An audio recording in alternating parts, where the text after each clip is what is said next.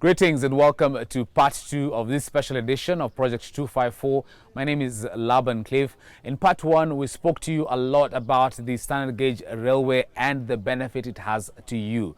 In this part, we'll be delving a bit deeper and speaking about the phase 2 of the standard gauge railway and how it relates with the meter gauge railway in the transportation of goods from Mombasa to Malaba, in turn aiding in economic growth and being of beneficial to you.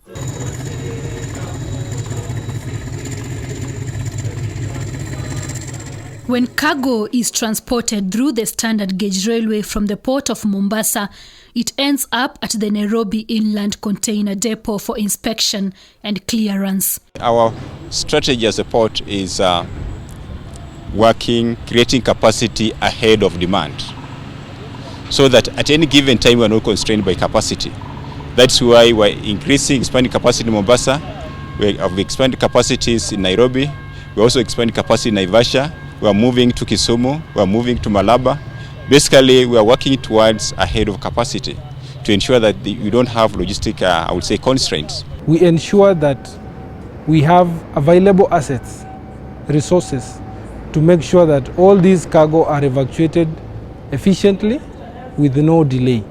The expansion and automation of all systems at the Nairobi ICD has eliminated the need for clearance of cargo at the port of Mombasa, whose destination is Nairobi and beyond.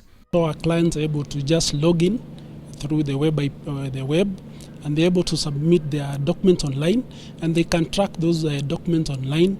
And also in terms of payment, we have what we call Biller Direct.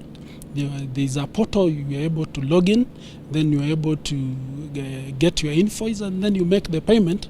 Then you only send the truck driver to come and pick the box. Some of the cargo at the Nairobi ICD is destined for Uganda, Rwanda, Burundi, the DRC, and South Sudan. President Uhuru Kenyatta's administration is in this regard planning to invest in an inland container depot at Naivasha to fully leverage on increased trade from the countries that use the Mombasa port to transport their cargo via Nairobi, Naivasha, and all the way through the Malaba border. With the full operationalization of the standard gauge railway line, we have significantly cut the time taken to move cargo between Mombasa and Nairobi. The proposed Naivasha ICD is expected to ease congestion at the Nairobi ICD through storage of cargo that is destined to other countries. In this investment, think about the opportunities that it's going to create fast, far beyond the daily returns or revenues that are going to be earned. It's going to create a lot of job opportunities and enhancing business environment, attracting more investments. And whenever job opportunities have been created, of course, that now means there's going to be returns. That is going to create a lot of revenue, which is basically going to pay back returns with investment. But before the proposed Naivasha ICD comes to life, the government has invested in the completion of the Nairobi-Naivasha SGR line. Phase 2 of the SGR project starts at the Syokimau terminus via the Nairobi National Park. Within the circumstances where we find ourselves now, the progress, I would say, is good. Yeah. For the permanent works, we are very far away because we are only remaining with a small section to bridge the entire project. The delay along this line was occasioned by compensation issues, which have since been resolved. The arrival at the Rongai Railway's terminus is occasioned by clatter and clang, drill and drag. Evidence of the various job opportunities this project has given to many youth who are now working on the clock to ensure the project is completed in time. Some of the youths are coming from the technical colleges, and they are here. They are being conducted again on new technologies, and also we have also just general workers who are basically assisting those artisans and doing other general works. They are quite a number, and they have gained also, even those general workers, they are leaving this place with the skills that will enable them to work outside there. Beyond Rongai, the SGR line leads to the Ngong Tunnel at Mbulbul in Kajiado County, which stretches 4.5 kilometers underland, a masterpiece that has definitely gained a top spot among Africa's geographical marvels. The route followed by the SGR to Naivasha is a sight to behold, offering commuters breathtaking views of our beautiful country. Works on the second phase of the standard gauge railway project are in top gear. This is one of the rare spectacles that you'll witness along this line. This is the Nachu Tunnel, which is about 1.6 kilometers and was constructed and complete back in the year 2018. This makes up the third tunnel you witness on the phase 2 side of the project. That's after the Ngong Tunnel and after the Kimuka Tunnel. The tunnels, the hills, the valleys, the mountains and the rocky paths taken by the SGR lead to the Mai Mahiu terminus, where final touches are also ongoing. A clear indication that soon these doors will open to the public. The other terminus to this route is the Suswa terminus, which is located right at the heart of Suswa town, the only town along the SGR route to have a railway terminus a stone throw away. Once a sleepy transit town, now a beehive of activities as residents gear up to the possibilities that come with having a railway terminus right at their doorstep. Hiyo nini ya SGR naona itatusaidia kwa sababu biashara imekuwa mzuri. Pia wakati wa travel tutakuwa na kazi mingi, itakuwa rahisi kwa upande wetu. So imeleta maendeleo mingi sana kwetu.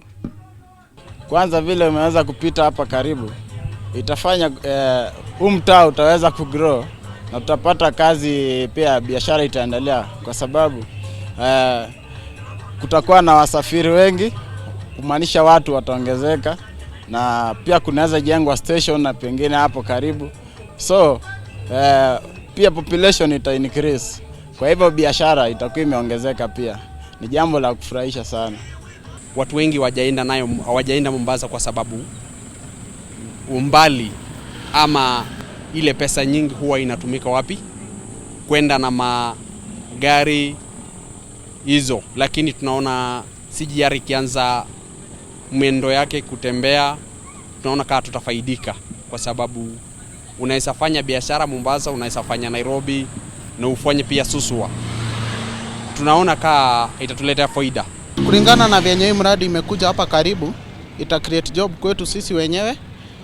Mtu anaweza sisi tukiwa upande wa driver, naweza kuwa nikipata customer anakuja nampeleka na naweza kumake riziki yangu hapo.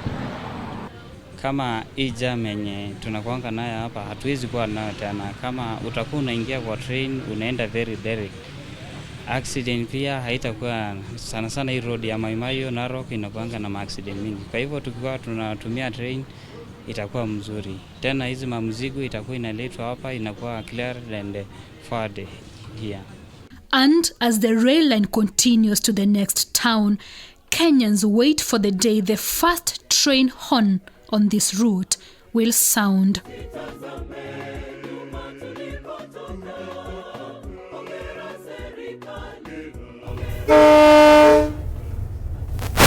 Did you know that Kenya's rail story is not only about the standard gauge railway, but we also have the old and antique meter gauge railway that is still operational. Actually, this train is ferrying goods from Nairobi all the way to Malaba. And, you know, we just want to see how far this will go and in aiding regional integration and transportation of goods. But first things first, before we go any further, let's take you back to Nairobi, where the story begins. It is early in the morning at the old Kenya Railways station at the Nairobi CBD. The serenity here could be mistaken for no action at all. but the sound of metal against metal coming from the far end corner of the station signifies activity. A century and counting, Kenya's old meter gauge railway is still weathering the storm. This cargo train here is about to make a long journey from Nairobi to Tororo and Jinja and Kampala in Uganda.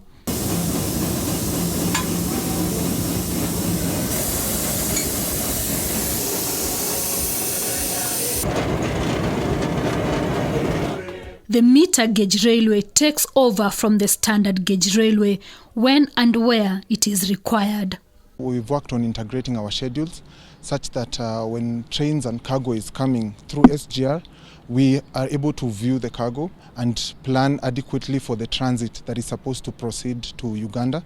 And through this integration, we are able to proceed with documentation, clearance, and make sure that when the cargo arrives at Embakasi, then it's immediately transferred to MGR for continuity to Uganda. When it is time to leave, the MGR train makes its way out of the Nairobi Central Station with a long trail of cargo wagons destined to various places along the way. Over the years, we've developed a very strong customer base. We have customers who are loyal to us for various reasons. Many of them is because we've provided for them consistent service. We also have the ability to deliver to customers from their loading points, which are normally depots in the port or at the port. And we deliver into their factories for them to produce their finished goods from their raw materials. We catch up with the same train at the Longonot Bridge between Mai Mahiu and Naivasha as it snakes through the hilly terrain. This train transports various products including maize, wheat, vegetable oil, fertilizer, fuel, and sometimes livestock. The MGR west of Nairobi passes through the grain basket of Kenya, through the towns of Nakuru, Eldoret, and we have a lot of grains that we transport, grains, fertilizer. Actually, if you go to most of those stations west of Nakuru, including a small station known as Ainabkoi, you will find that the National Cereals Board has built big stores. Actually, all the stations west of Eldoret, Tarbo, Pongoma, Lugari, Webuye, Muyanga, Moise Bridge, Kitale, we have rail-served NCBB stores. At the Nakuru station, the station master is getting ready to receive the cargo train. He has already coordinated with security agencies to ensure the train's schedule runs smoothly. I know what trains I'm going to receive. I know crew, whether I've got the crew. I've got to alert the security part of it, or maybe the police. And if there occurs any occurrence, I'm always ready. I know where to go. I know whom to inform. Though Kenya's meter gauge railway is old, its operations are anything but old. Kenya Railways has incorporated modern technology in every step, and everyone involved is able to track the cargo train on their computers or phones through a Translogic system. I've got one train which is almost arriving. Within the next 2 or so hours it will be here in Nakuru.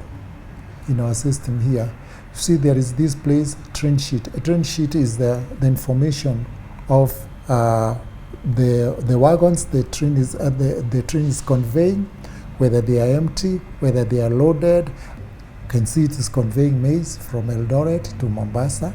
I can see the tonnage of the wagon of the train. MGR has adopted a system that facilitates train operations with a very complex control center that manages the running of trains all the way from Mombasa to Uganda.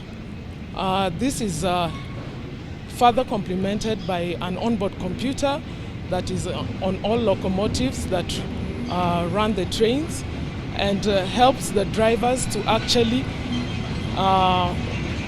communicate with the control center. The cargo train also passes through Eldoret town at the Eldoret station. We meet the yard master and running shift for woman Rachel Tanui, who is already changing the rail lines to align the movement of the train, which is about to check into the station. When the train arrives, what I first do is to check the fuel level of the locomotive. I talk to the crew who came with the train if they had any challenges en route, so that I can be able to tell the local fitters or mechanical staff who will be attending to the locomotive the problems which the locomotive has. If it has no problems, they'll just do normal routine checkup at the depot. And then after it has been attended to, I fuel the locomotive, and then the crew will be working the train will take over the locomotive. One of the notable distinguishing factors between the SGR and the MGR is that the MGR delivers cargo for clients right at their doorstep, like this National Cereals and Produce Board store here. We are still able to serve customers who do not have sidings into their facilities, because MGR has a wide network of, like I had mentioned, facilities. We have rail sidings, we have warehouses, so we are able to deliver to our stations that have warehouses, and then customers can pick up their cargo from there. These warehouses are located all along the line. You may have seen some of them, and they're all accessible by road. For instance, this cargo being offloaded from the MGR cargo train belongs to a local juice manufacturer based in Thika, and the MGR train brought the cargo at the Nairobi ICD right from the client's premises. After the checks and clearances are done to ensure the cargo is what is indicated in the documents, the cargo is directly loaded to the SGR cargo train and transported to its destination in Mombasa. This characteristic about the MGR makes it a good complementary service for the SGR. President Uhuru Kenyatta's administration plans to rehabilitate and upgrade the old railway line for improved efficiency and increased output, as well as to reduce the pressure from the Mombasa-Malaba highway, where cargo trucks stretch many kilometers, causing major traffic jam. Kenya Railways says the MGR has the potential to convey up to 6.9 million tons of cargo annually, as per the design capacity. One of the major reasons for investment in the rail network is to ease off pressure from the road network. Now, this is road A104, what they call the Northern Corridor, which emanates all the way from Mombasa to Malaba. It is expected now, once the phase 2 side of the standard gauge railway project is done, we're going to have most of these goods being transported on the rail network to make it easier and faster to reach their destination. Because you know what? To the businessman, time is of the essence, and time is money. Linking the SGR to the upgraded MGR will guarantee seamless transportation of cargo when it leaves the Nairobi ICD to beyond borders via the proposed Naivasha ICD and the Malaba border. It's going to be a transition whereby once the containers have been transported from Mombasa, either via the ICD Nairobi or straight from Mombasa to Naivasha station. At that station, containers will be offloaded. Offloading now from SGR wagons now to our transfer equipment. From Eldoret, the cargo train checks into the Kipkaren station as it crosses through the fleshy topography. This historic cargo train has now already covered 3/4 of its journey. Kenya Railways is also working with the Railway Training Institute, a technical and vocational education and training institution, to train more youth on skills and operations that concern the meter gauge railway in preparation for the planned rehabilitation and upgrade of the old railway line. we have a lot of experienced staff. Right now we are working with a pool of 1,300 employees, and we have people who have worked in the rail industry for 20, 30, 40 years. So we are trying to also develop this staff and have them train other people to train up the youth. We are developing a curriculum together with the Railway Training Institute that is supposed to onboard the young people, have them understand these skills and be involved in the development projects that we have as MGR, and then they can be able to take over these operations and be able to continue and running the rail. This traffic leads to the entrance of the Malaba border point, a site that perhaps gives a clear picture as to why it is important to have more cargo transported via the railway line to save clients some time and dime. At the Malaba railway station, arrival 14:30, main line, over. It's ready to be dispatched to Tororo, confirm. The chief controller of the MGR is already briefing all concerned parties about the arrival of the cargo train. Working here is not that boring because we have employed new technologies that see the youth coming from school and employed in the meter gauge organization.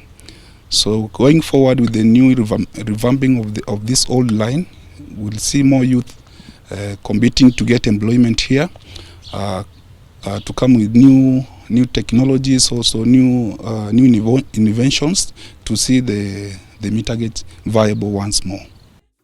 A few minutes later, this cargo train, which started its long journey in Nairobi, majestically pulls into the Malaba station. The train is going to undergo some processes. The custom guys are going to check the contents of the cargo the train is conveying. The content of the cargo declare the port in Mombasa, and the content that has arrived in Malaba need to tarry for it to be released to proceed to Jinja or Kampala. After all the checks and cargo clearance has been done, the train is ready to proceed to Tororo, Jinja and Kampala. And just as it cruised through the vast land from Nairobi to Malaba, this train will deliver the cargo safely, efficiently and reliably to the clients in Uganda. As for now, we wait for another cargo train to take the journey of 1,000 miles through the meter gauge railway.